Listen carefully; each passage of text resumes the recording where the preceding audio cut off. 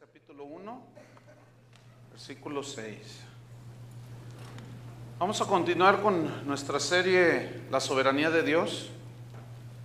El tema número 10 se titula Agresores de la soberanía de Dios. Bueno, Malaquías 1:6. Está antes de Mateo. Dice así: el Hijo honra al Padre. Está hablando el Señor aquí. Y el siervo a su Señor.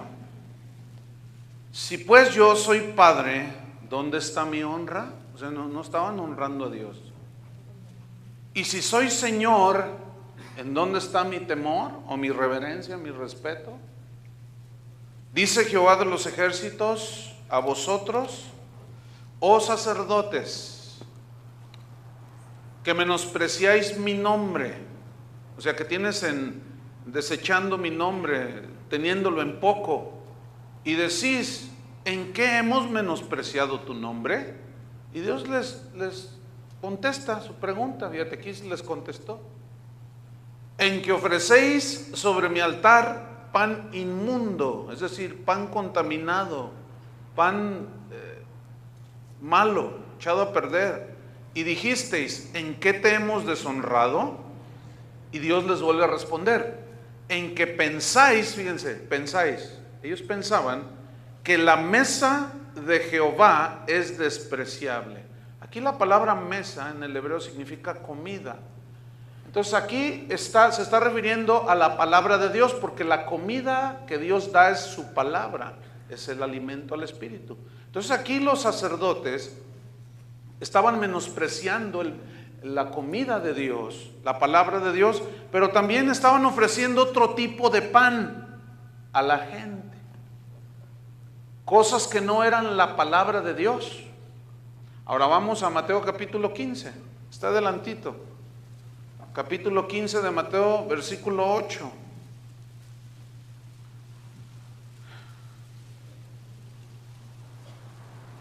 Está hablando Jesús aquí, citando a Isaías 29:13, y Jesús dice: este pueblo de labios me honra, mas su corazón está lejos de mí, pues en vano me honran. Escuchen, hay gente que piensa que está honrando a Dios, pero como no es palabra de Dios, no es lo que Dios ha dicho, en vano dice, me honran, enseñando como doctrinas, como si fuera doctrina de Dios, mandamientos de hombres. Vamos al versículo 12. Entonces, acercándose a sus discípulos, le dijeron: ¿sabes que los fariseos se ofendieron cuando oyeron esta palabra? Se ofendieron. Pedro estaba preocupado porque Jesús les estaba diciendo la verdad. Y luego Jesús dice en el versículo 13, pero respondiendo él dijo: toda planta que no plantó mi Padre Celestial será desarraigada. Dejadlos, dice, son ciegos, guías de ciegos. Y si el ciego quiere al ciego, ambos caerán en el hoyo. Respondiendo Pedro le dijo: explícanos esta parábola. Jesús le dijo: ¿también vosotros sois aún sin entendimiento? Hace unos días llegó un hermano y me dijo: oye, pastor, fíjate que hay un hermano allí en mi trabajo, dice, y el otro día, pues dice, él fue el que me compartió, y pues yo me reúno aquí, y me dijo: oye, vente, vamos a ver a no sé qué, un predicador de esos que andan pululando por allí, pero enseñando falsas doctrinas. Y que le dice: ¿tú me estás invitando a eso? ¿Qué no has oído? ¿Qué? Pues el pastor duro. ¿Cuándo? Eso está como Pedro. Es increíble. Fíjate, hemos estado hablando de la soberanía de Dios. Ahora ya entendemos un poco más a Dios, conocemos un poco más a Dios. Sabemos, ahora ya tenemos más conocimiento, que Él es el único soberano, que Él gobierna sobre todo y sobre todos. Ya lo sabemos, ya lo hemos entendido. También sabemos que Él gobierna sobre toda circunstancia en nuestras vidas. Sabemos también que Él tiene propósitos maravillosos para nosotros. Pero en su soberanía, en ocasiones Él permite aflicciones para tratarnos, purificar nuestra fe, probarnos, transformarnos. A veces Él permite pruebas, a veces viene una enfermedad que Él permite para quebrantarnos, a veces simplemente para purificar nuestra fe. Y soberanamente Él hace que a los que aman a Dios, todas las cosas, buenas y malas, les ayuden para bien. Eso lo sabemos. Todo cristiano debe saber esto. Cuando un cristiano lo ignora, se frustra porque no tiene respuestas. Dios, como soberano, sabe cuándo y cómo responde a nuestras oraciones. Él es soberano. Aunque soberanamente en algunas ocasiones Él guarda silencio. San Pablo, hablando de la elección de Israel en el capítulo 11 de Romanos, hablando de cómo Dios y de un plan maravilloso para que Israel en cierto momento iba a desobedecer, y Dios, al armar ese plan soberano, fíjense qué sabiduría, eso provocó que los gentiles, o sea nosotros, recibiésemos el evangelio, la palabra de Dios. Entonces Pablo levanta pues prorrumpe en una expresión maravillosa en Romanos 11, 33 al 36, y dijo lo siguiente: oh profundidad de las riquezas y de la sabiduría y del conocimiento de Dios. Estoy usando una versión diferente a la que ustedes tienen. Cuando él dijo oh profundidad, en el griego significa profundidad, extensión. Oh, qué extensas son las riquezas de Dios. También significa misterio. O sea, qué misteriosa, porque al ser tan profunda la soberanía de Dios, la sabiduría, dice, es que es tan misteriosa. Pero esos misterios son revelados a los hijos de Dios. Entonces él dice, oh profundidad de las riquezas, qué extensas son. Y de la sabiduría, qué misteriosa es su sabiduría. Qué extensa, qué profunda. Y del conocimiento de Dios, qué profundo es el conocimiento que Dios tiene de las cosas. Qué inexplicables son sus decisiones. Qué inexplicables. Qué incomprensibles son sus caminos. Sus caminos son ininvestigables. Y aquí caminos en el griego significa modos, significa medios. Es decir, Dios en su sabiduría utiliza medios que para nosotros están como ocultos, así como, ay, no entiendo. Él usa medios como con José, como con Pablo, se vale de todo el Señor en su sabiduría tan profunda y utiliza medios, formas para cumplir su propósito. Por eso Pablo decía, qué inexplicables son sus decisiones, qué incomprensibles e ininvestigables son sus caminos. Porque ¿quién ha conocido la mente del Señor? ¿Quién la conoció? ¿Quién podrá aconsejarlo a Él? ¿Quién le dio algo a Dios para que luego Dios tenga que agradecérselo? Porque de Él y para Él y por medio de Él son todas las cosas. A Él sea la gloria por los siglos de los siglos. En la historia desde que Dios escogió a Israel hasta nuestros días, siempre han aparecido falsos maestros, falsos profetas. En Deuteronomio capítulo 13, Dios dijo, todo aquel que profetice en mi nombre y se cumpla la profecía, pero esto los lleve y los desvíe de mis caminos, el tal profeta es un falso profeta y debe morir. Esa fue la sentencia de Dios, fíjate. Dice, el que les profetice y se cumpliese, pero eso que les dijo, aunque se cumpliese, si los aparta de mí, si me hace a un lado a mí, no viene de Dios eso. Dice, y yo dejé que esos profetas entraran entre vosotros, entre Israel, para probarlos en su corazón, a quién habían de obedecer y de amar. Si habían de amar a Jehová con todo su corazón y seguir por sus caminos, o nada más iban a hacer lo que les dicen los profetas, esos que andan por ahí, y ustedes se van a creer y los andan siguiendo a ellos, o los siguen a ellos, o me siguen a mí. Por eso Dios lo permitió, fíjense. Yo siempre me hice la pregunta hasta hace unos años: Señor, ¿por qué permites que falsos maestros entren a la iglesia? Para probarlos. Si les obedecen a ellos o me obedecen a mí. Bueno, en el cristianismo de hoy, algunos se han levantado como soberanos. Se han levantado como consejeros de Dios, queriendo reinventar el evangelio.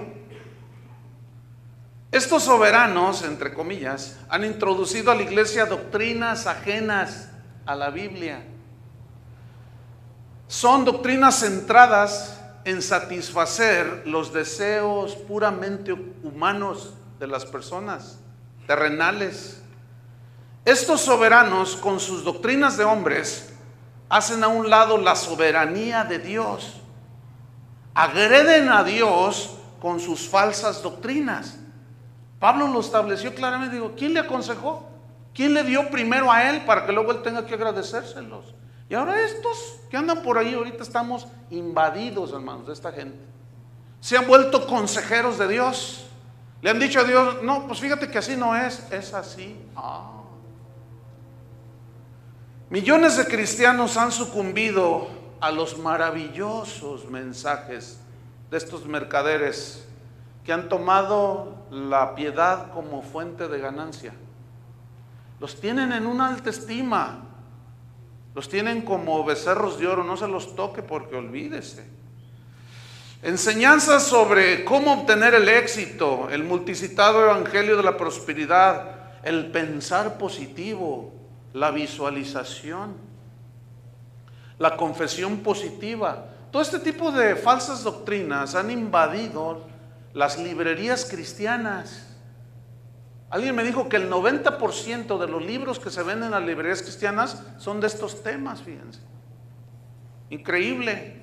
Pero también se han invadido estas doctrinas los púlpitos de muchas iglesias. Las conferencias al respecto a estos temas se han multiplicado de una manera extraordinaria. No es ordinario, o sea, se han multiplicado porque tienen mucho éxito. Todo el mundo quiere riquezas, honra, dinero y amor. Estos soberanos han implantado un nuevo evangelio, pero es un nuevo evangelio ajeno a las escrituras. En Gálatas 1:8, San Pablo establece de una manera contundente, sin miramientos, sin titubeos, una sentencia para todos estos, fíjate. Gálatas 1, versículo 8. Mas si aún nosotros, o un ángel del cielo, cualquiera de nosotros, sea Pedro, Pablo, yo mismo, cualquiera, o un ángel del cielo, Gabriel, el que tú quieras, os anunciare otro evangelio diferente del que os hemos anunciado, sea anatema. Eso significa está bajo maldición de Dios. Como antes hemos dicho, antes dice, también ahora lo repito. Y vean qué interesante, después de casi 2000 años, el Espíritu Santo nos lo vuelve a repetir para que no se nos olvide. ¿Qué? Si algunos predica diferente evangelio del que habéis recibido, está bajo maldición. La enseñanza levantando tu autoestima,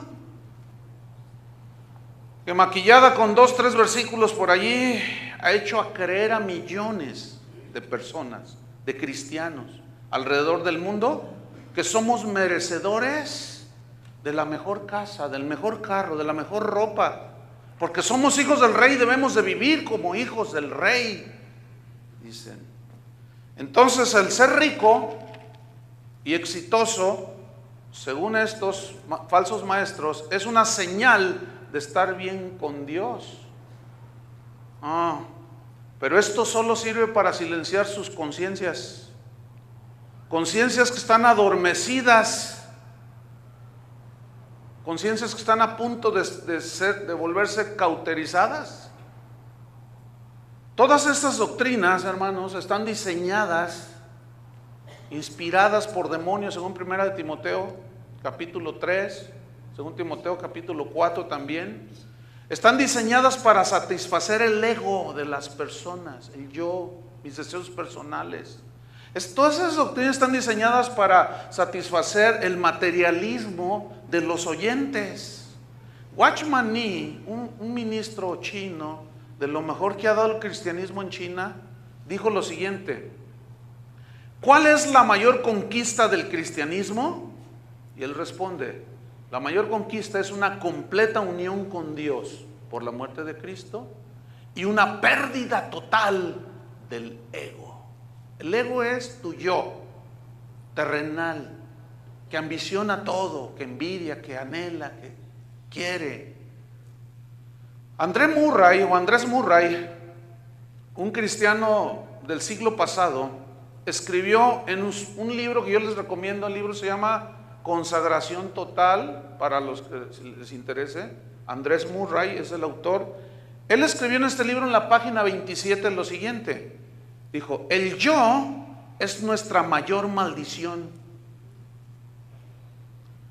pero damos gracias a Dios que Cristo nos rescató del yo, porque satisfacer el ego o el yo es la razón, creo, sin duda, por la cual muchos oran pidiendo el poder del Espíritu Santo para hacer grandes milagros, porque ven que unos en la plataforma hacen un despliegue total, dicen: no, yo quiero eso, yo quiero ser como él. Por eso vemos hoy muchas copias piratas de muchos que andan ahí tirando el saco. Y anhelan el poder de Dios, pero no para bendecir al pueblo de Dios, sino para satisfacer su ego y decir: yo soy el gran ministro, yo soy el gran siervo. Y es bien fácil discernirlos a esos. Nada más ve el show que hacen en la plataforma y esos son. Porque cuando se bajan son así normales, pero nomás se suben y se transforman. Entonces, como gritan y hacen, y la gente se maravilla y se apantalla. 1 Timoteo 4:16, San Pablo le da una instrucción a un joven pastor y le dijo: ten cuidado de ti mismo, Timoteo. Tu peor enemigo, hermano, hermana, no es el diablo, no es tu suegra, hermano. Tu peor enemigo, ¿quién es? Tú mismo. Tu peor enemigo eres tú, tu peor enemigo, fíjate. Mi peor enemigo soy yo. Entonces por eso Pablo le dice: ¿cuál autoestima? Esa es una onda de psicología secular que se ha metido a la iglesia. Ten cuidado de ti mismo, de tu yo, de tu ego, Timoteo. Pero no solo ten cuidado de ti mismo, cuida también, dice, de la doctrina, dice, de la enseñanza, de la palabra de Dios. Cuídala, Timoteo. Persiste en ello, persevera, insiste, le dijo. Porque haciendo esto, te salvarás a ti mismo y a los que te oyeren. Fíjense, Billy Graham, que se cree que es el evangelista que le ha predicado a más personas en toda la historia del cristianismo, a millones de personas, hizo una declaración hace un par de años, muy interesante. Él todavía vive, ya está muy anciano. Dijo que hizo un análisis de todos los resultados de sus campañas a través de los años y llegó a una conclusión que lo asustó, le espantó, y dijo: si el 5% de los que pasaron al frente realmente nacieron de nuevo, son muchos. Nos dimos cuenta al correr de los años y al hacer investigaciones en las ciudades y en las iglesias donde hacíamos las campañas, preguntándole a los pastores: ¿y qué con toda esa gente? No, volvieron a sus adulterios, a las drogas, a los homosexualismo, volvieron al pecado. ¿Qué pasó, Señor? ¿Qué pasó? ¿Qué pasó? Lo que sucede es que se ha pensado que con una simple oración, así, les dicen: Dios te quiere dar un negocio, Dios te quiere bendecir. Y la gente: ay, está bueno eso. ¿Cuántos quieren recibir a Cristo? Yo, dice. Pues claro, pero nunca se arrepienten, no nacen de nuevo. En Jeremías 17:9 dice así: engañoso es el corazón más que todas las cosas y perverso. ¿Quién lo conocerá? La palabra engañoso viene del hebreo akob, que significa hinchado, se hincha de orgullo. Jesús habló del corazón, ¿se acuerdan? Que de allí salen los malos pensamientos, las blasfemias, los adulterios, las borracheras del corazón. Y es engañoso. Engañoso, akob, significa hinchado, pero también significa fraudulento, significa torcido. ¿Cómo es el corazón? Fraudulento, nos comete fraude, nos engaña el corazón. Engañoso es el corazón. La palabra corazón en el hebreo es una palabra lev, que se usa indistintamente cuando se refiere al corazón, o sea, el corazón no el miembro físico, sino la parte más interna del hombre. Pero también se usa, se intercala y también se refiere a la mente, porque es donde tenemos los pensamientos. O sea, está muy ligada con el corazón y se intercala el término. Entonces se puede leer así: nuestra mente se hincha de orgullo, nuestra mente nos puede engañar, nos comete fraude porque es una mente torcida. Por eso la Biblia insiste que renovemos nuestra mente por medio, que renovemos nuestro entendimiento por medio de la renovación de nuestro entendimiento, renovar la mente con la palabra de Dios, con los pensamientos de Dios. Pero no solo engaña el corazón, pues es perverso, dice. Y aquí perverso en el hebreo significa que es frágil, es débil. ¿Quién lo conocerá? A ver, ¿a cuántos los ha engañado el corazón alguna vez? A todos. El que no levante la mano lo está engañando el corazón. A todos alguna vez nos ha engañado el corazón y la mente, haciéndote pensar que eres lo que no eres. Ay, yo tengo paz en mi corazón. Ay, no podemos confiar en el corazón, hermanos. Bueno, es del corazón y de la mente humanas de donde han salido todas estas doctrinas, que son doctrinas orgullosas, fraudulentas, torcidas. Son enseñanzas que anulan y menosprecian la soberanía de Dios. Dice nada más. Vamos a hablar bastante de esto. En Isaías 40, versículo 13 y 14, dice así: ¿quién enseñó al Espíritu de Jehová? Es la cita que Pablo mencionó en Romanos. ¿Quién enseñó al Espíritu de Jehová? O sea, ¿quién le enseñó al Espíritu Santo? ¿Quién le aconsejó enseñándole? Mira, Espíritu Santo, te voy a dar un consejo. ¿Quién es? Bueno, pues todos estos tipos, todos estos falsos maestros, eso es lo que se han vuelto, consejeros de Dios. Ahora resulta con que ellos están reinventando el evangelio y dicen: no, bueno, sí, ahí sí dice, pero se me hace, Señor, que es mejor como yo lo voy a decir. Te voy a dar un consejo, Dios, mira, mejor guarda silencio y déjanos hablar a nosotros. Sigo en Jeremías 40, versículo 13. ¿A quién le pidió consejo Dios? ¿A quién le pidió? ¿Alguno de ustedes le dijo: me das un consejo, no sé qué hacer? ¿A quién le pidió consejo Dios? ¿Quién le enseñó a juzgar a Dios? Estoy usando una versión también distinta. Dios habla hoy. ¿Quién le enseñó a Dios el conocimiento? ¿Quién le enseñó? Llegó el Señor con su loncherita y su lapicito y se sentó para que le enseñaran. ¿Quién le enseñó? Bueno, pues estos falsos maestros se han puesto como maestros de Dios, hermano, haciendo un lado el evangelio que Él dejó ahí establecido y han metido todas sus enseñanzas demoníacas, inspiradas por demonios, según Pablo a Timoteo. ¿Quién le enseñó el conocimiento? ¿Quién le dio lecciones de sabiduría a Dios? ¿Quién le dio lecciones de sabiduría? El problema del ser humano, hermanos, no es la autoestima. Ay, pues es que tienes una baja autoestima de ti mismo y tienes que elevar tu autoestima para saber quién eres. Dice. No. El problema del ser humano no es de autoestima, ni de cómo debe de verte cómo debes verte a ti mismo para así triunfar en la vida, ¿verdad? El problema de nosotros, de los seres humanos, se llama pecado. ¿Cómo se llama? Díganlo fuerte. Pecado. Ese es el problema. No es problema de autoestima. El problema es pecado. Y la solución al pecado es el arrepentimiento y la sangre de Cristo que nos limpia de todo pecado. Y el arrepentimiento es el cambiar nuestra manera de pensar respecto al pecado.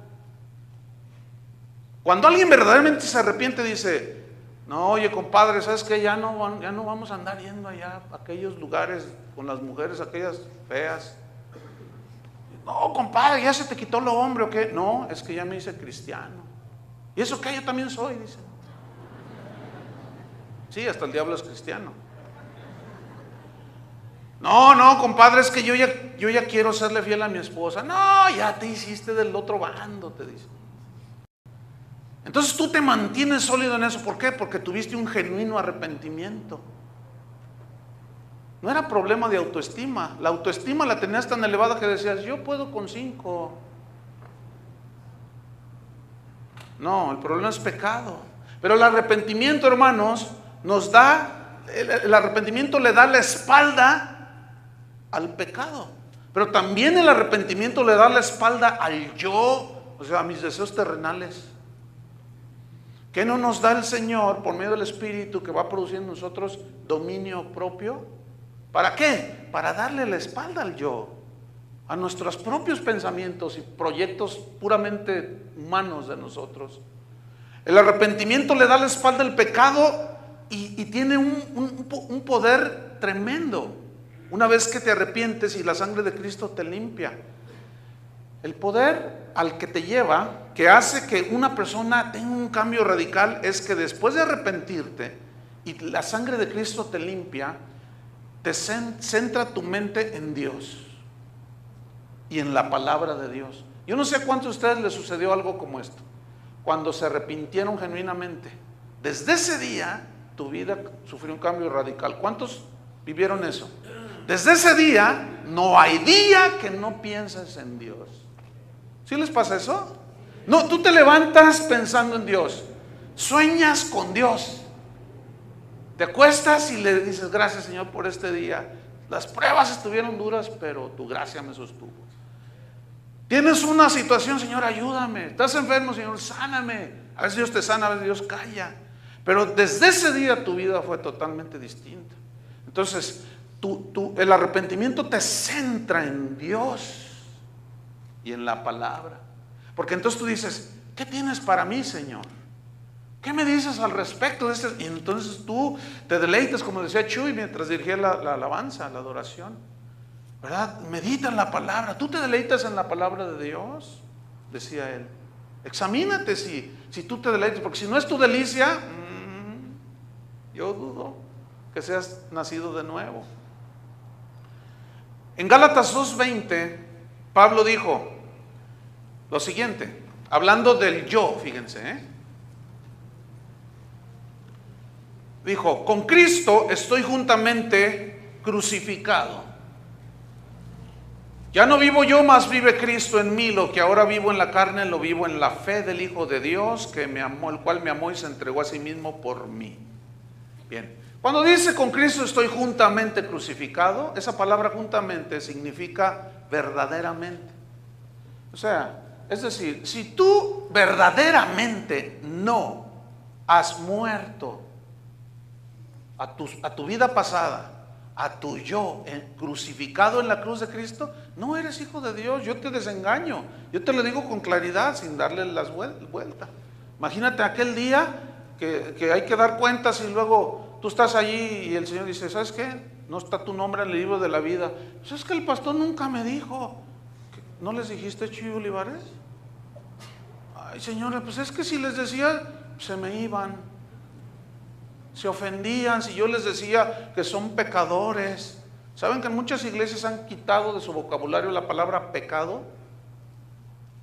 Ya no se dice pecado. Usted tiene un problema.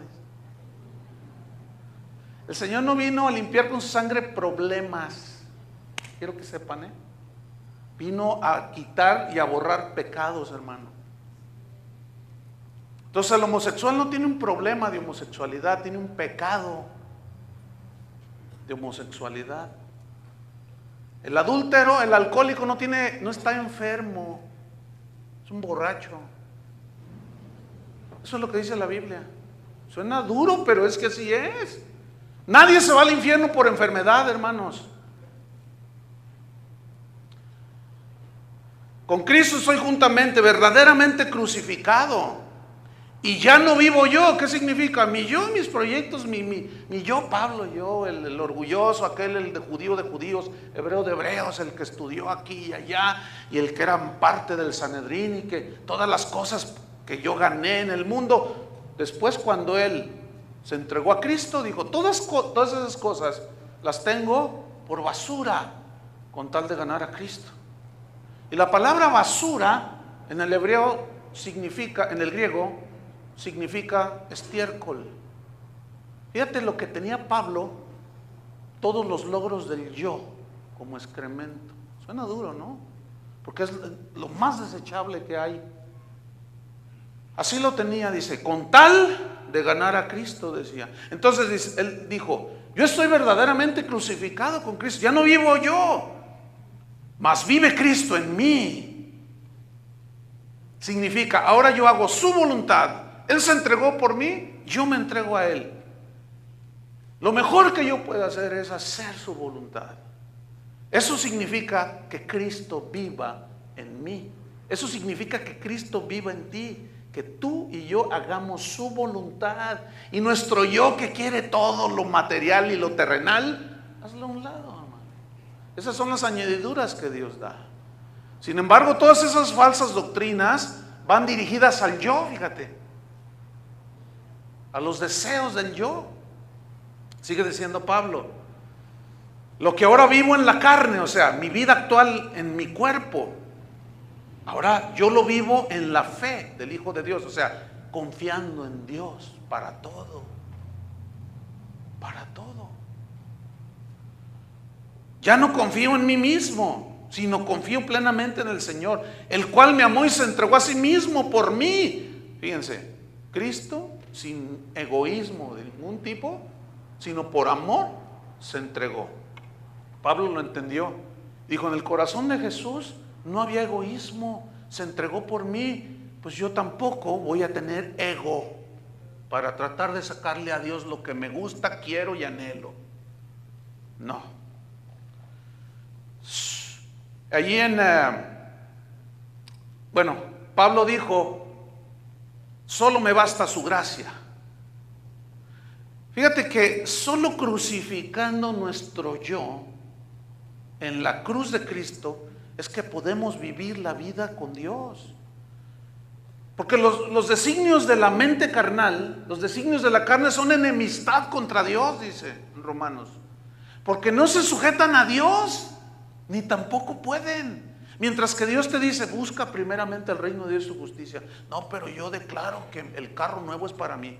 Busca primeramente el reino de Dios y su justicia. No, pero la casa, Señor, lléname la cartera. Busca primero. Es irreconciliable, hermano. Te vas a bronquear con Dios. Te metes en pleito con Dios, porque dice que es enemistad contra Dios. Porque no se sujetan a Dios, ni tampoco pueden. Es imposible. No hay conciliación. Dios nunca va a ceder y va a decir, bueno, si te voy a dejar un poquito de carne allí para que tengas lo que tú quieras. No, hermanos. A.W. Tozer es un cristiano del siglo pasado. Escribió un libro que les recomiendo también, se llama La Conquista Divina. O sea, lo que Dios conquistó, vino a conquistar nuestros corazones. Él dijo en la página 27 de ese libro lo siguiente. Dijo, la cruz del cristianismo de hoy no es la cruz del Nuevo Testamento. Dice, la cruz de hoy es solo un adorno brillante del cristianismo carnal. La vieja cruz mataba a los hombres. La nueva cruz solo los entretiene. La vieja cruz los condenaba, la nueva cruz los divierte. Fíjense cómo son los eventos de los cristianos. Pura diversión. Y hasta te dicen, véngase a divertir en nuestro concierto. Nos vamos a divertir, dicen. ¿Qué de divertido tuvo la cruz del Calvario? Dígame, hermano. Ay, Dios. La vieja cruz, dijo Tusser, destruía la confianza en el yo. La nueva cruz te hace confiar en ti mismo. La carne, tu yo, sonriente y confiado, le canta a Dios acerca de la cruz, pero se rehúsa a morir en esa cruz. Y también se rehúsa a llevar la vergüenza de la cruz. ¿Qué palabras dijo este hombre? En Lucas 6:26, vaya conmigo. Lucas 6:26.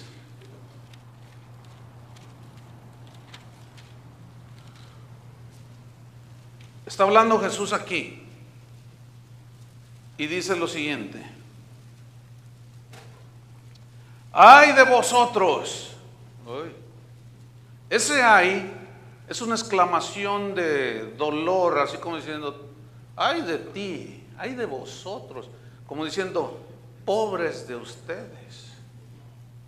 Fíjate lo que dice, ay de vosotros, cuando todos los hombres hablen bien de vosotros. En otras palabras, cuando el mundo y los cristianos egoístas celebren tus mensajes cargados de energía positiva, cuando te tengan en alta estima porque tus mensajes satisfacen los corazones glotones de los oyentes, cuando la gente te celebre y te tengan en alta estima porque les rascas al oído y les dices lo que ellos quieren oír, ay de vosotros. ¿Se acuerdan que Jesús les dice, ustedes en vano me honran, enseñando como doctrinas mandamientos de hombres, en vano me honran?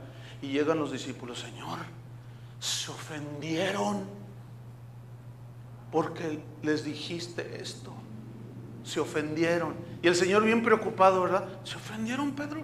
Sí, sí. Y los discípulos, córranle, vayan, díganle que no quise decir eso. En realidad lo que yo quise decir es que... Y empiezan a diluir el mensaje. Escuchen una cosa, hermanos. Siempre, desde que el Señor vino y dio el Evangelio, siempre el Evangelio ha ofendido a las personas. ¿Por qué? Porque te muestra tal y como somos.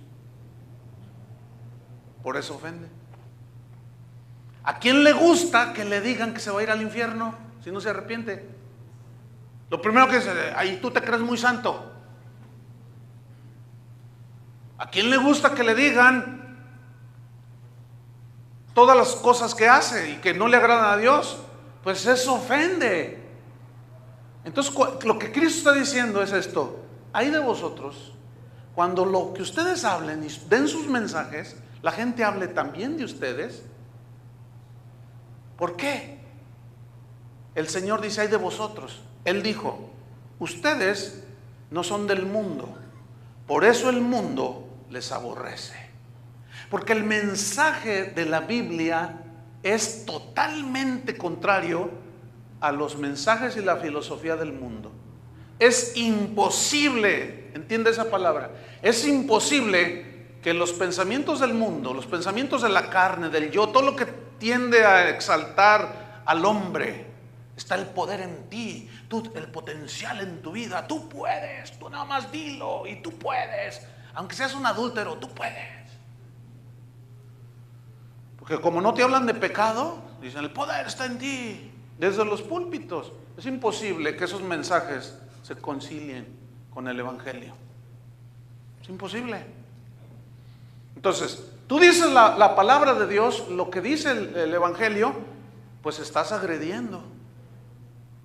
Agredes. Porque el Evangelio es ofensivo. Porque derriba todo aquello que el hombre ha levantado, le derriba el orgullo, le derriba la autosuficiencia. Eso fue lo que el Señor trató con Pedro, ¿se acuerdan? Yo hasta la muerte, te crees mucho, ¿verdad? Estaba muy inflado Pedro, yo hasta traía una espada escondida. No, que yo hasta la muerte y que yo, aquí échenmelos a mí. Pedro, no me gusta eso de ti. Yo.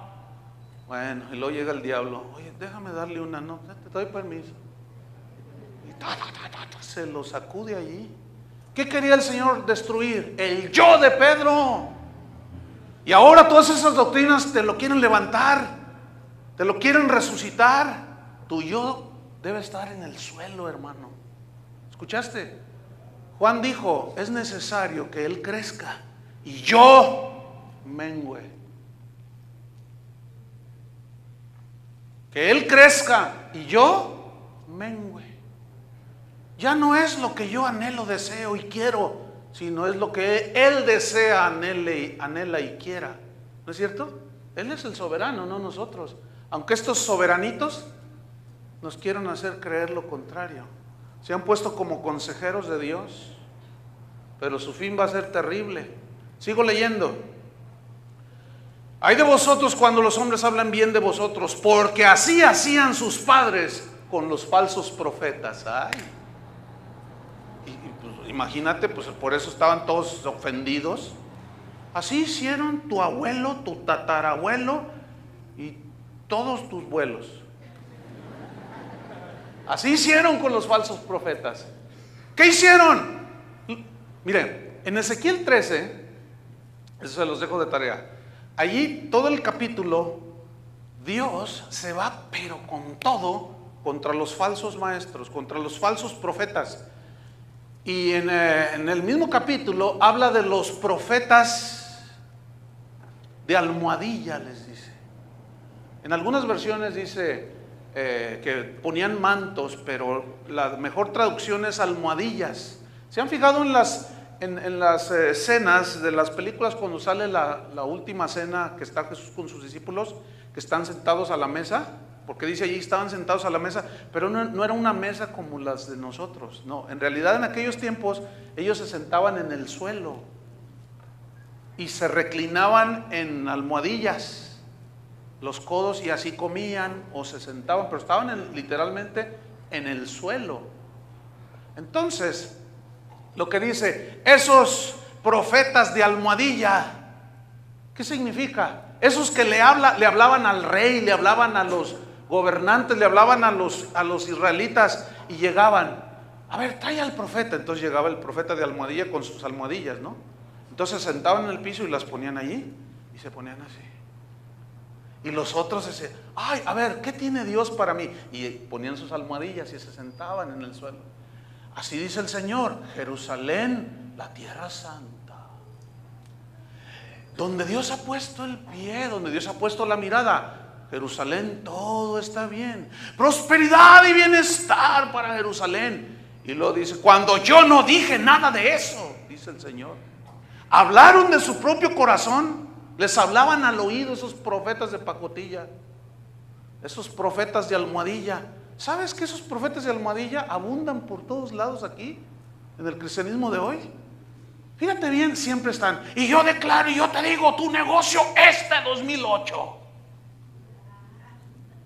va a prosperar. Eso mismo dijeron en el 2007 cuando iniciaban. Y sigues hundido. ¿Qué pasó? Y entonces la gente le gusta oír y prende la televisión en el canal cristiano. Y las profecías del costarricense Panchito Pistolas, ahí sale ahí. Y yo escupiendo ahí todo el micrófono, y yo declaro, y yo digo, y la gente embelesada, oh sí, yo lo recibo. Profetas de almohadilla, que nomás le hablan a la gente lo que le gusta, no hablan la verdad. Y dice, cuando va a venir juicio, vamos a leer Jeremías, este es otro pasaje, Jeremías capítulo 5. Ay Dios. Jeremías capítulo 5, en el versículo número 20. Dice así: anunciad esto en la casa de Jacob, o sea, la casa de Israel. Jacob es Israel. Anunciad esto y haced que esto se oiga en Judá, diciendo: oíd ahora esto, pueblo necio y sin corazón. ¿A quién le gusta eso? A nadie le gusta que le digan eso. ¿Ah? ¿Dónde están esos profetas que hablan la verdad? ¿Dónde están? Todo es bendición y prosperidad y no sé cuánta cosa. Los verdaderos profetas en la Biblia siempre hablaron de juicio, porque el pueblo tiene corazón engañado, perverso. Entonces nos da por salirnos de los caminos de Dios, y se tienen que plantar los verdaderos profetas y decir: no, por allí no, se están desviando. Los verdaderos maestros de la palabra de Dios tienen que decir no, tienen que alertar al pueblo. Entonces Dios le dice a Jeremías: ve y diles esto, y diles: pueblo necio y sin corazón, que tiene os y no ve, que tiene oídos y no oye. ¿A mí no me temeréis?, dice Jehová. ¿No os amedrentaréis ante mí, que puse arena por término al mar? O sea, playa, por ordenación eterna, la cual no quebrantará. Se levantará tempestades, mas no prevalecerán. Bramarán sus ondas, o sea, las olas, mas no la pasarán, porque Dios le puso límite. No obstante, dice, o sea, ese soy yo, el que tengo control y dominio de todo. No obstante, dice, este pueblo tiene corazón falso y rebelde. ¿Dónde están esos profetas que hablan al pueblo la verdad? Son muy escasos. Este pueblo tiene corazón falso y rebelde. Se apartaron y se fueron, y no dijeron en su corazón: temamos ahora a Jehová Dios nuestro, que da lluvia temprana y tardía en su tiempo, y nos guarda los tiempos establecidos en la siega. Fíjate, por un lado reconocían que Dios es poderoso y es soberano, pero por otro decían: pero no, sí, pero no, decían. Versículo 25: vuestras iniquidades han estorbado estas cosas, y vuestros pecados apartaron de vosotros el bien, porque fueron hallados en mi pueblo impíos. Acechaban como quien pone lazos, pusieron trampa para cazar hombres, como jaula llena de pájaros, así están sus casas llenas de engaño. Wow. Así se hicieron grandes y ricos. Escuchen, se engordaron y se pusieron los lustrosos. Sobrepasaron los hechos del malo, no juzgaron la causa del huérfano. Con todos se hicieron prósperos. Qué increíble. Y la causa de los pobres no juzgaron. No castigaré esto, dice Jehová, y de tal gente no se vengará mi alma. Escuchen el 30 y el 31. Cosa espantosa fue hecha en la tierra. ¿Qué? Los profetas profetizaron mentira, y los sacerdotes dirigían por manos de ellos. O sea, en base a lo que los profetas falsos decían, los sacerdotes se guiaban, no por la palabra, sino por lo que decían estos mentirosos. Pero lo más triste es esto: y mi pueblo así lo quiso. ¿Ustedes quieren eso? Pues se sigue repitiendo la historia, hermanos. La gente eso es lo que quiere. No les toques un becerro de esos de oro que andan por ahí, porque se te echan encima. ¿Quién eres tú para juzgar? Lo que pasa es que le tienes envidia, te dicen luego. Son intocables. Uno de ellos, que le gusta tirar el saco y todos se caen, dijo: se han levantado murmuración en contra de nosotros, pero en este momento yo maldigo a los que se levantan con nosotros. Invoco una maldición sobre ellos para todos los que toquen este ministerio. Porque con el mito de no juzguéis para que no seáis juzgados, ese es otro contexto. Cuando la Biblia nos dice por todos lados que discernamos, que escudriñemos, que veamos. Jesús lo dijo: yo se los he dicho, falsos profetas, falsos cristos vendrán. Yo ya se los dije, pero por sus frutos los conocerán. Por lo que hacen y por lo que dicen, ustedes se van a dar cuenta. Entonces, la Biblia no nos prohíbe discernir, hermanos. Al contrario, nos ordena y dice: tengan cuidado con todos estos. ¿Por qué le dijo Pablo a Timoteo, cuídate de ti mismo y de la doctrina? Porque muchos falsos maestros habían entrado ahí a la iglesia en Éfeso. No, Timoteo, ten cuidado lo que tú les vas a enseñar. Entonces, estamos, hermanos, tenemos una responsabilidad, no de comernos todo lo que oímos y leemos en los libros. Tenemos que ser muy sabios para discernir, hermanos. Entonces, los falsos maestros se hacen famosos porque llenan las expectativas del ego de los comensales que llegan ahí a las iglesias. El mundo habla bien de ellos, fíjense bien. Los premian con Grammys. Fíjate, el mundo premiando a los cristianos, por el amor de Dios. Es clarísimo que cuando el mundo premia a un cristiano, es porque el cristiano está bien diluido, está igual que ellos. Pero si ese cristiano dijera la verdad, hablara la verdad, confrontara al mundo con su pecado, a ver si lo premiaban. ¿Cuál premio? Ni qué nada. Por eso dijo Jesús, ay de vosotros cuando los otros hablen bien de ustedes, porque así hablaron sus padres de los falsos profetas, los adulaban. Ay, los libros de esta gente son bestsellers mundiales, son entrevistados en la televisión, son vistos con simpatía por los periodistas, son vistos con simpatía por los entrevistadores en las televisoras. Ay, usted ha vendido 12 millones de copias. Oiga, usted ha vendido 4 millones de un libro, de ejemplares, 4 millones de ejemplares.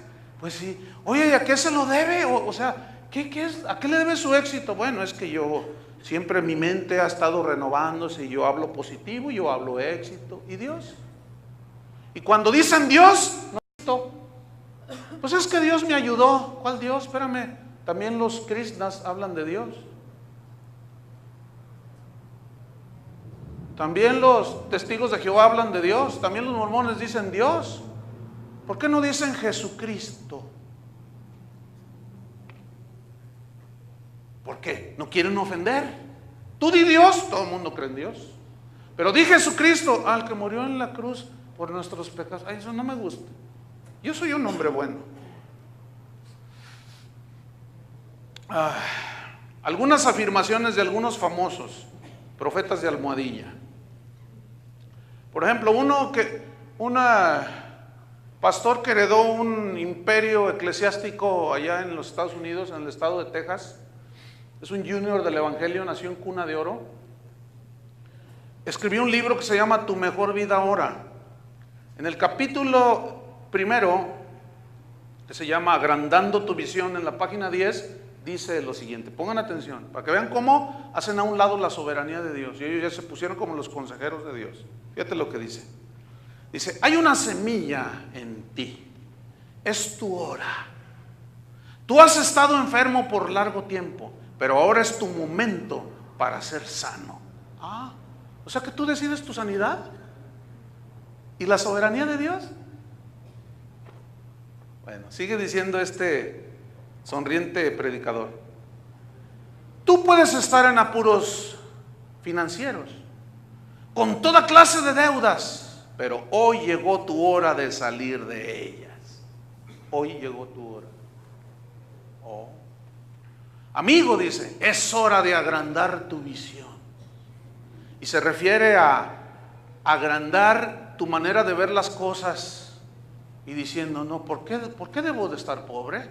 En este momento yo visualizo una mejor casa. En este momento yo declaro éxito en mi vida. Levántate, dice en la misma página, cada día levántate y di algo como esto. Dios está conmigo.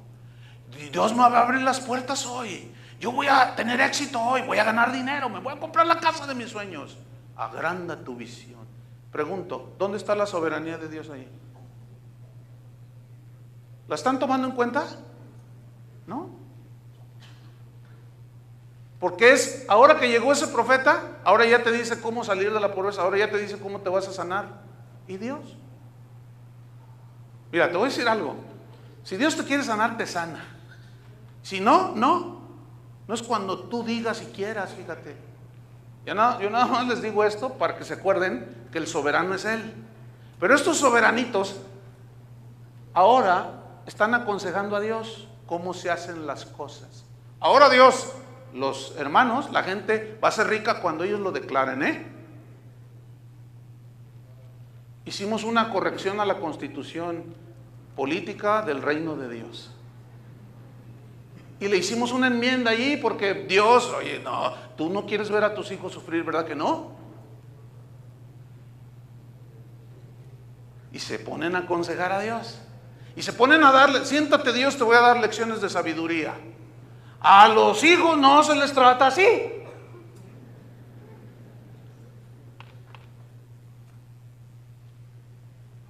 Falsos maestros. Un famosísimo cantante premiado con Grammys dijo esto: en mi congregación, durante la predicación de cada domingo, yo le digo a mi gente, a cada rato se lo repito, y le digo: usted es un campeón, saque el campeón que hay en usted. Y se los he repetido tanto, se los repito tanto, que ya llegaron a creérselo, dice. O sea, ahí es una casta de campeones, ¿no? Puro campeón ahí. Dice este motivador: recibo miles de correos donde me dicen, gracias hermano por decirme que soy un campeón. Y Dios dice, pueblo rebelde y corazón torcido.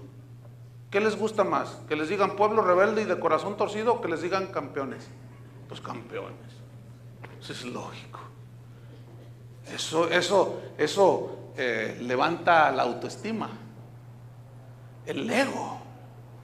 No, a mí no me gusta que me digan, oye Chuy, tú estás desobedeciendo al Señor, eres un desobediente. Te voy a componer un corrido. El corrido del hijo desobediente. No, yo no soy. No, pues eso no me gusta. Me gusta que me digan, siervo amado, tú eres el pastor de pastores de esta ciudad. Eso sí me gusta. Yo soy el pastor de pastores de esta ciudad. No solo eso, siervo amado, de que hasta les encantadito, siervo amado, tú eres el hombre para esta ciudad. Tú eres el apóstol de Guadalajara. Eso sí me gusta.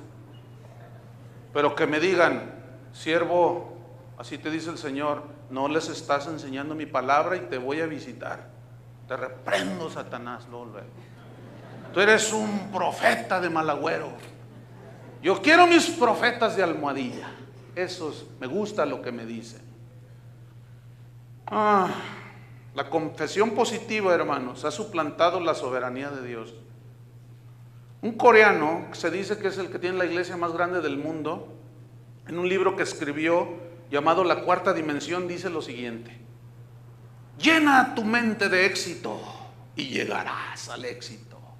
Yo le digo a mi gente que nunca permitan que aniden pensamientos negativos en sus mentes, sino que siempre piensen positivo.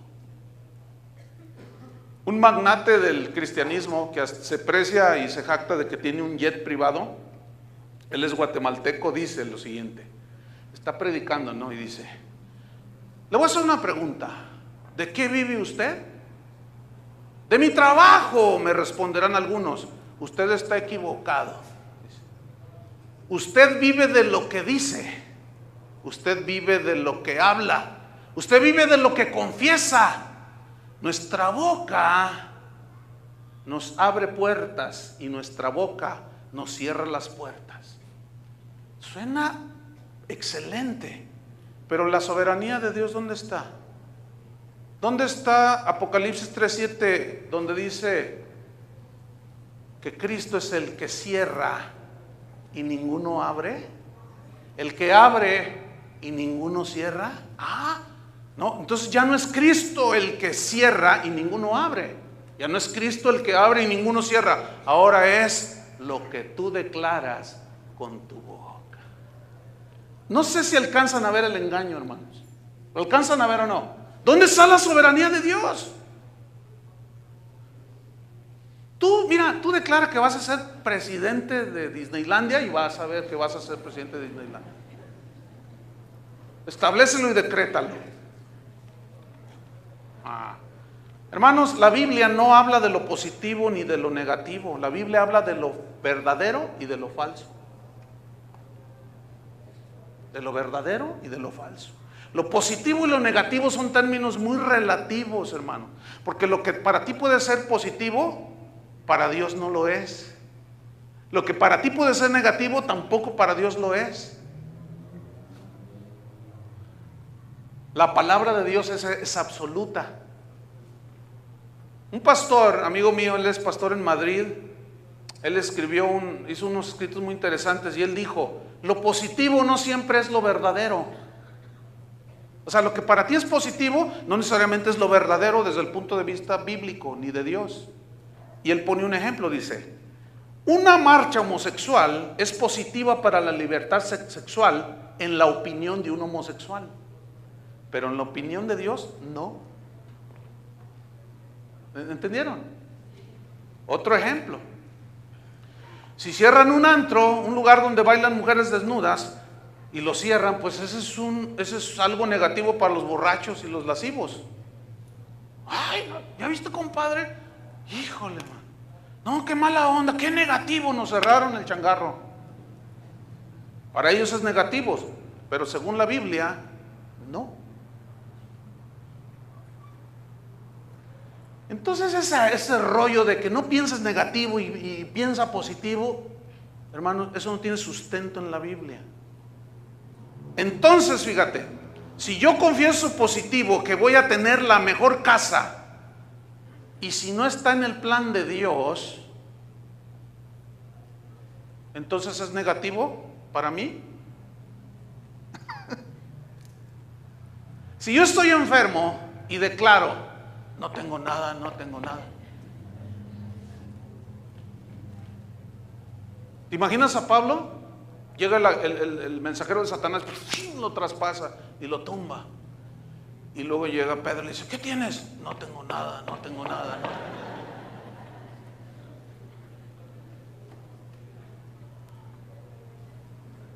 ¿Qué tienes, Pablo? Nada. Entonces, ¿por qué estás tirado? Estoy descansando. Oye, Pablo, pero pues te veo como que, mira, oye, esa llaga que tienes ahí. ¿No? ¿Cuál? No recibo. No recibo lo negativo. Y ya no me hables negativo, Pedro. Oye, pero estás mal. Te ato. Te cancelo tus palabras. Yo declaro que no tengo nada y declaro que me levanto en el nombre de Jesús. ¿Se ve eso en la Biblia, hermanos? Entonces, ¿de dónde sacarlo de declarar positivo y no hables negativo? ¿Saben de qué? De las filosofías aristotélicas y de las filosofías del mundo, del pensamiento de los hombres caídos, orgullosos. Lo que yo digo, eso se hace. Cálmate, Salomón, te crees muy sabio. Resulta que ahora fuiste más sabio que Dios. Para nosotros, hermanos, no existe lo positivo ni lo negativo. Para nosotros existe solo lo verdadero y lo falso, lo bíblico y lo no bíblico. Para nosotros solo existe la voluntad de Dios y su soberanía. Para nosotros solo existen los propósitos de Dios y nos sometemos a ellos y aceptamos su voluntad. ¿Cuántos dicen amén? Me voy sobre el final enseñándoles algunas confesiones negativas de Cristo. Mateo 10:34 dijo: no penséis que he venido para traer paz en la tierra. No he venido a traer paz, sino espada. Uy, ¿será por esto que el mundo está en un caos? ¿Porque Cristo confesó negativo? Mateo 8:20. Las zorras tienen guaridas y las aves nidos, de los cielos tienen nidos, mas el Hijo del Hombre no tiene dónde recostar su cabeza. Pregunta: ¿por confesar negativo fue que Cristo fue pobre? Mateo 16:21. Desde entonces comenzó Jesús a declarar a sus discípulos que le era necesario ir a Jerusalén y padecer mucho de los ancianos y de los principales sacerdotes y de los escribas, y ser muerto y resucitar al tercer día. Entonces Pedro, mira, aquí está, le voy a dar un consejo al Señor. Tomándole aparte, comenzó a reconvenirle: Señor, te voy a dar un consejo. Se me hace que estás confesando muy negativo. Lo que dices recibes, Lo que tú confiesas, pues eso te va a venir. ¿De eso tienes temor, de que te maten en Jerusalén?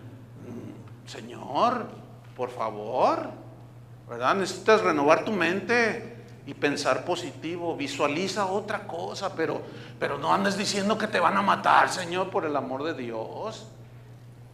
Le dijo: Señor, ten compasión de ti. Fíjate qué buen consejo le estaba dando a Dios. Ten compasión de ti. ¿Quién le aconsejó a Dios? Pues Pedro se levantó como consejero.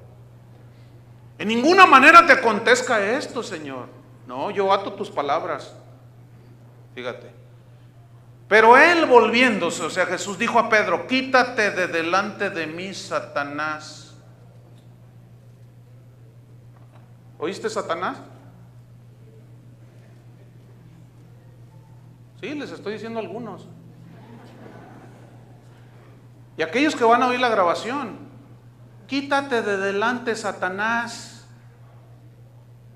Y resulta que ahora ya te pusiste a aconsejar a Dios. No, no es así. Ahora es confiesa positivo.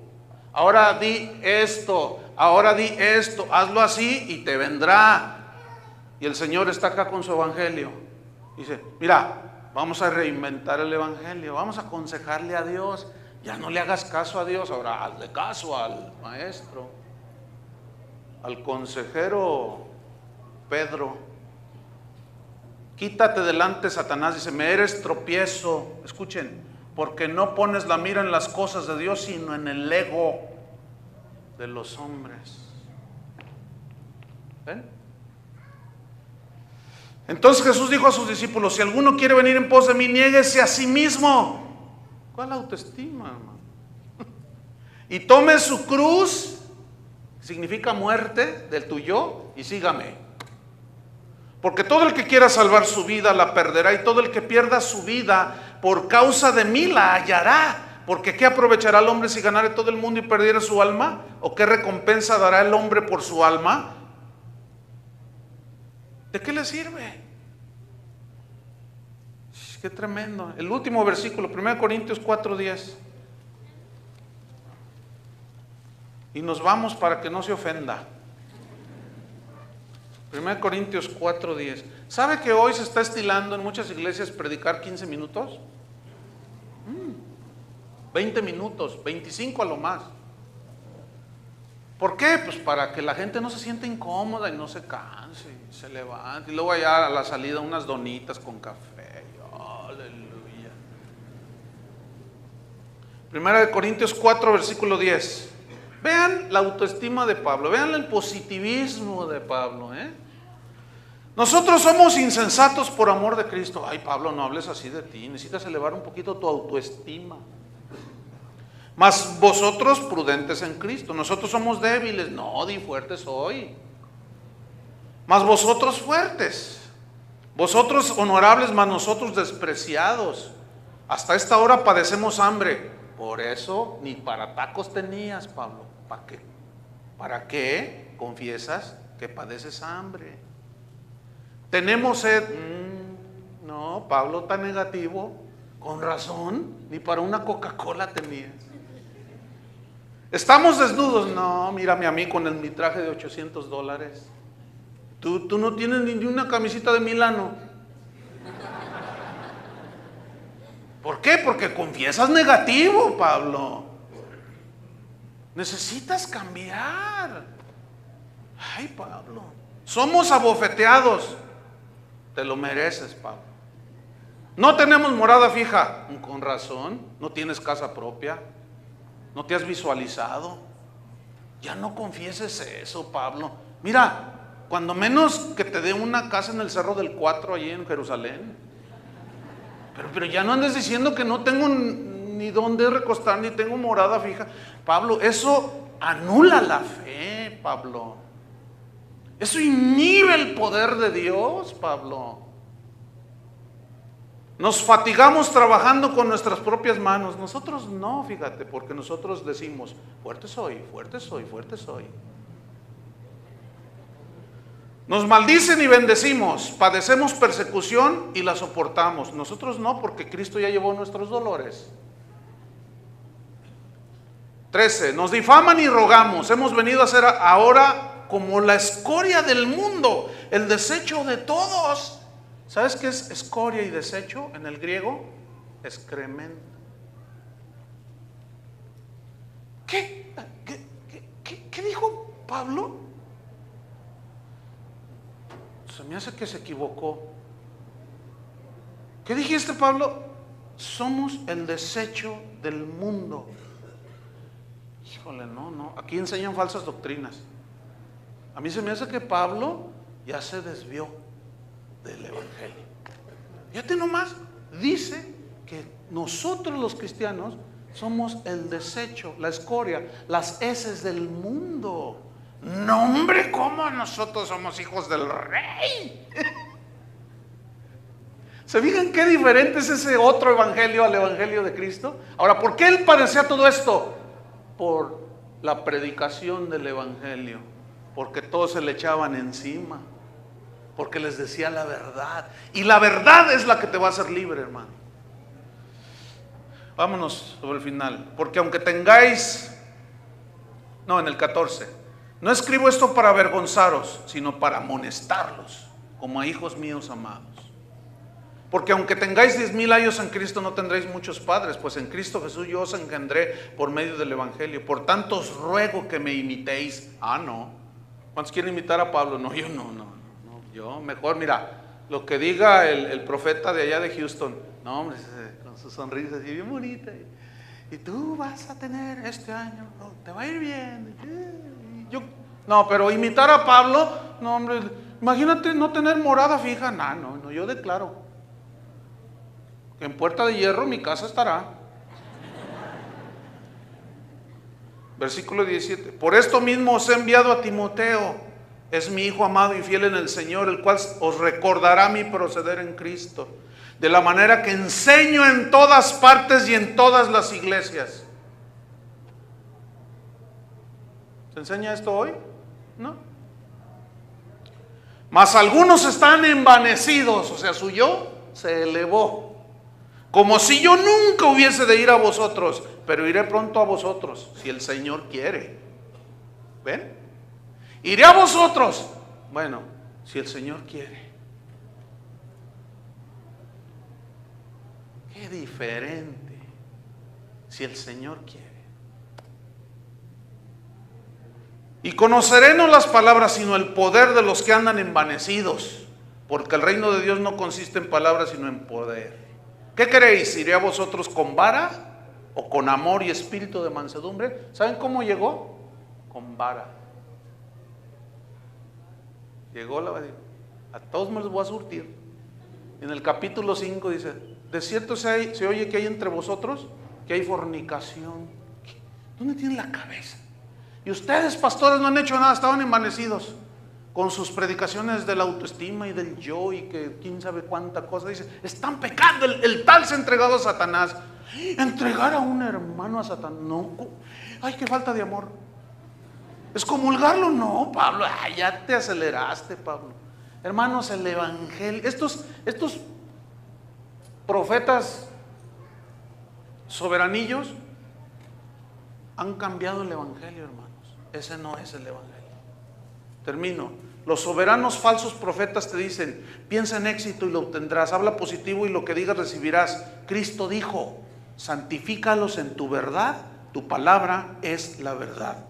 Yo, hermanos, me quedo con el soberano evangelio de Jesús. ¿Tú con cuál te quedas?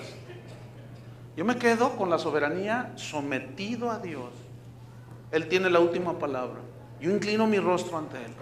Lo que tú quieras hacer, como lo quieras hacer, a la hora que tú quieras, porque tú eres el soberano y yo solamente soy tu siervo.